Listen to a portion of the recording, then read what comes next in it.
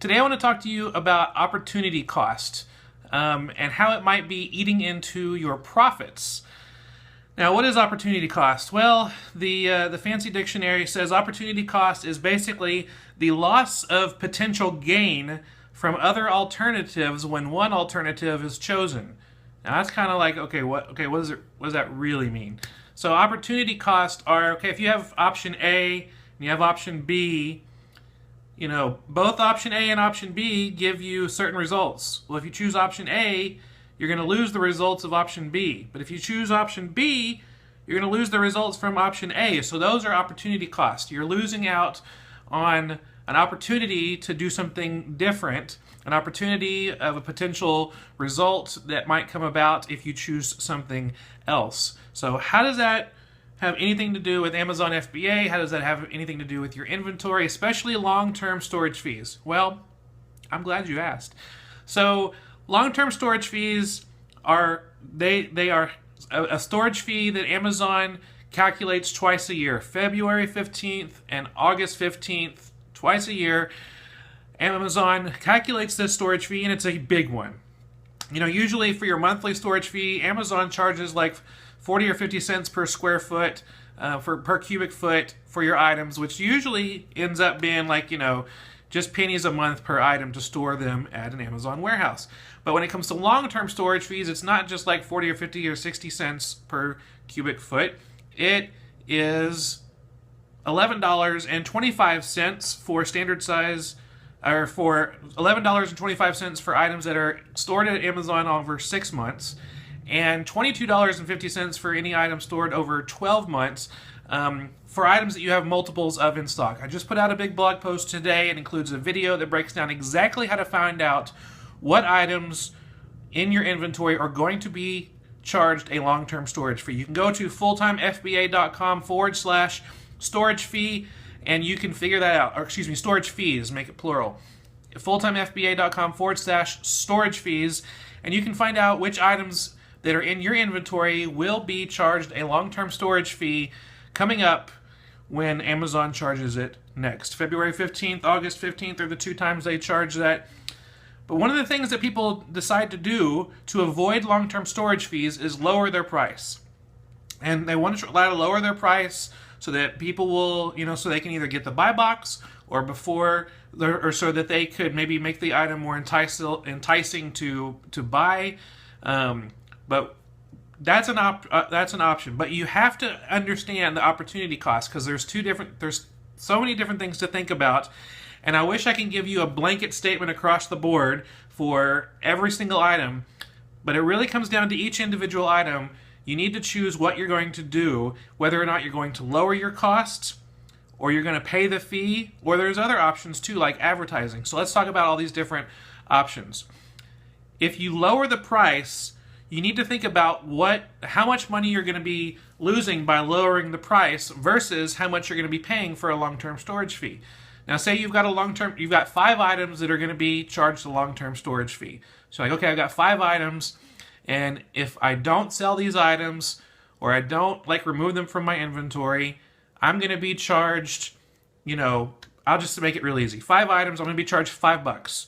$1 an item for each one of those, items in my stock. So if I don't sell those or remove them by the time February 15th hits, well, I'm going to be charged $5, $1 per item. So I've got an option. I could lower my price, but when you're thinking about lowering your price, think about this.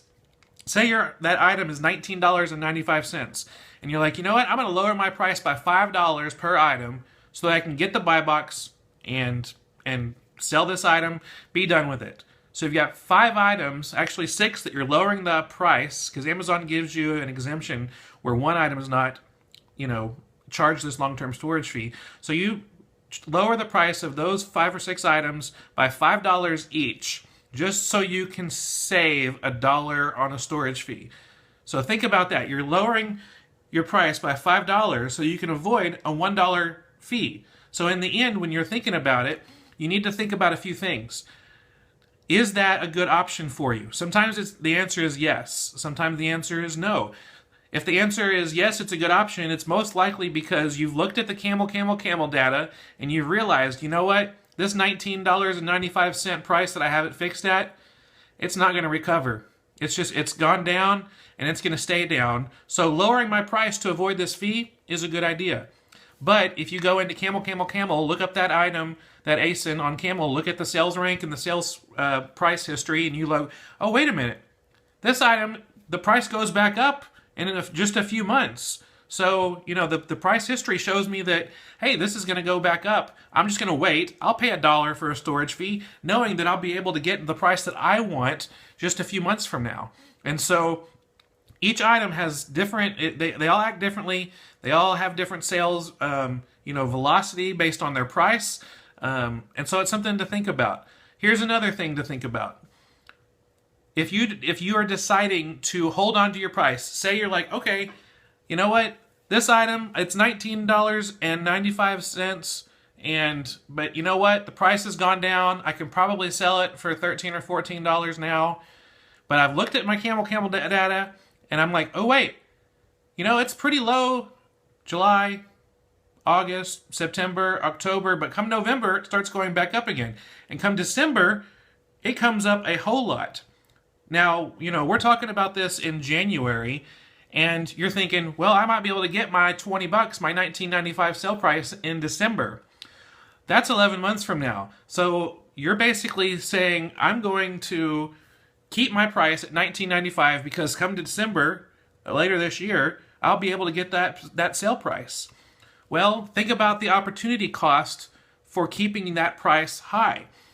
You're choosing to have that money and that item stored at Amazon for 11 months, and you're missing out on the other items that you could be using that capital on that will turn over much faster. So you could be thinking, so here's the other option. So your option A, hold your price, wait for it to sell in December because you know you're going to get the price you wanted in December. But here's your other option. I'm going to lower my price, get the capital back into my business, and reinvest it in better inventory that's going to sell a month from now.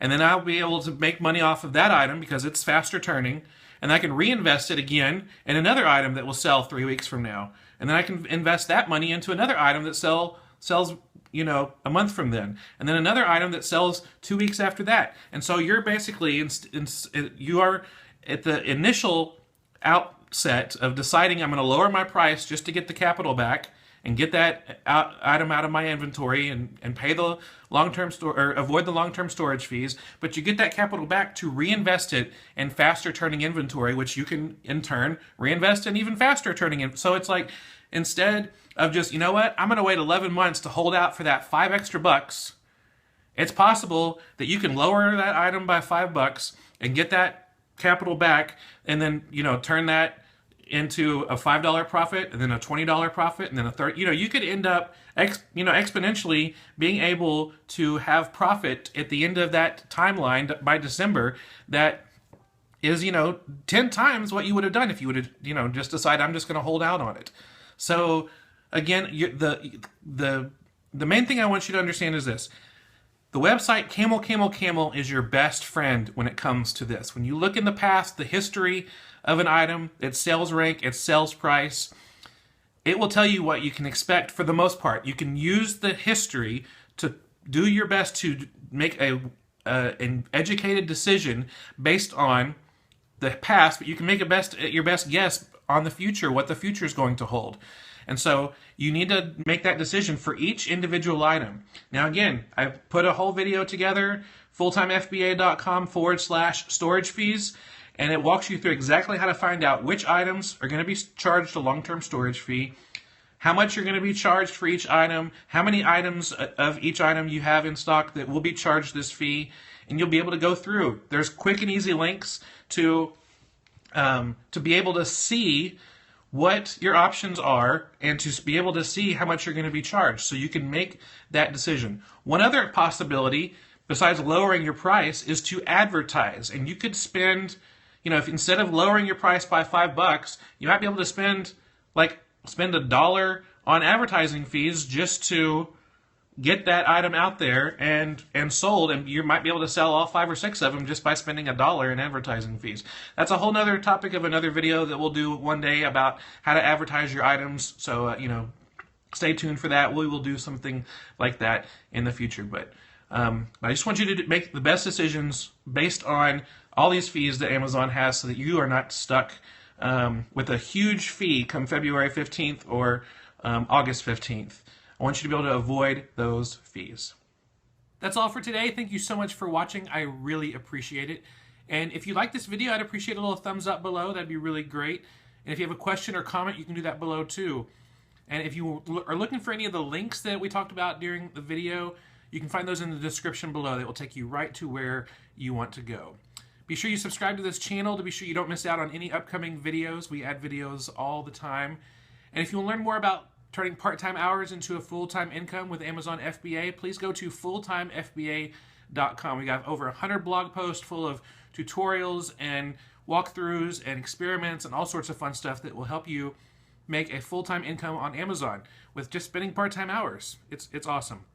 So you can also get 2 free PDF downloads that will help making selling on Amazon that much easier. So you can do that at fulltimefba.com. Be sure you subscribe so you don't miss out on any of the good stuff we send out almost weekly. I hope you're having a great day, and I will see you soon. Bye.